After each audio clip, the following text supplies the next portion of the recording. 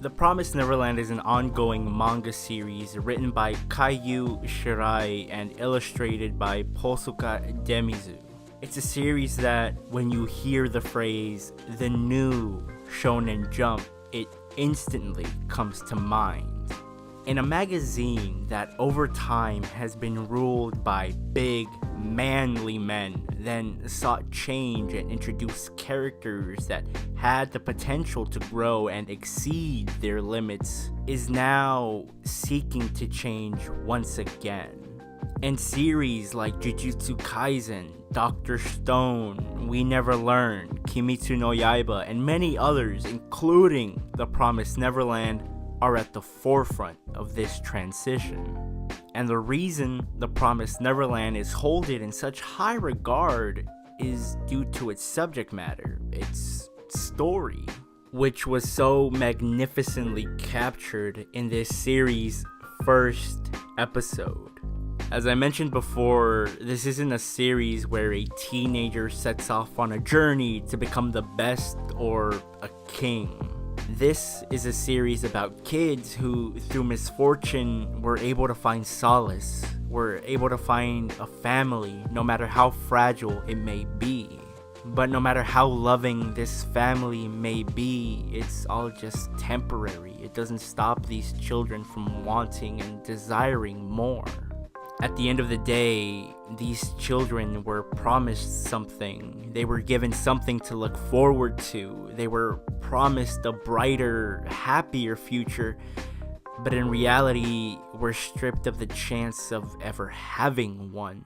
The shock and terror on the faces of Emma and Norman when they come to the realization that their lives up until this point have been filled with lies is the same expression you, the viewer, should have had when you first watched this episode or first read chapter 1 and saw Connie's lifeless body.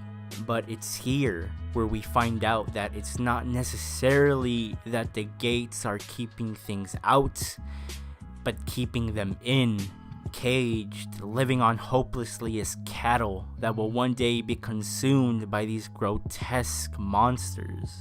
And as someone who is currently caught up with all, at the moment of this recording, 118 chapters of this series, experienced these feelings of confusion, thrill, and terror once again, as if I had no idea what was going on.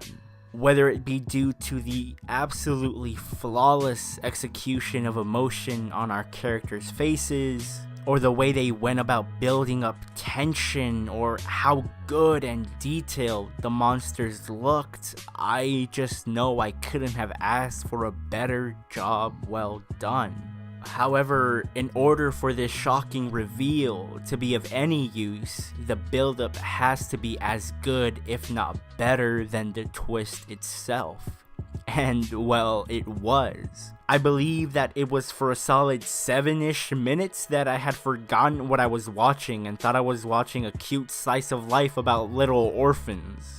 The happy-go-lucky music, all the cute little children smiling and being legitimately happy despite having no real family. Looking at the good side of things, it all worked in this episode's favor. They even do this in the manga by having the art style a lot more round and cartoon-like in the beginning, but as the chapter progresses, things get a lot darker and a lot more detailed. This episode did a lot of things well. They did rearrange things, but it was all content straight out of the first chapter, if I do recall correctly. They had some subtle, but also some not so subtle look, don't tell moments, like how every child has an ID number on their neck and how they're constantly taking difficult tests. I also thought the episode did a good job at representing our three main characters, Emma, Norman, and Ray, as well as telling us both their strengths and their weaknesses, and then at some point in the episode, demonstrating them. All in all, a very impressive first episode. Not to mention, both the OP and ED are absolute bangers and have a lot of interesting visuals, some of which might stick out if you're a manga reader. I love seeing the attention this episode is getting, and what's crazy is that it's only the first episode. So I can't wait to see what Cloverworks do with the rest of the season, and I can't wait to discuss this series with you all. So that being said, I'm curious to read any thoughts you had about this episode. Talk about what you liked, what you didn't like. If you're a manga reader, let me know how you felt about the adaptation, but please keep your comments spoiler free.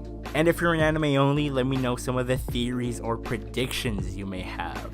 I know I had a lot of those when I first read this series.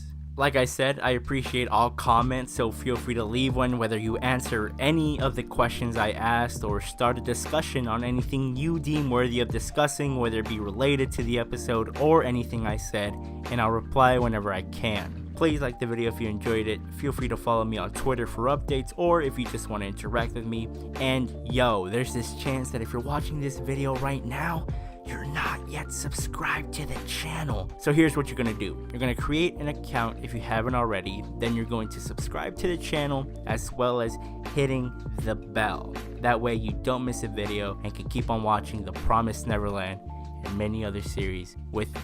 With that being said, I hope you guys have a great rest of your day, and I'll see you guys soon. Peace.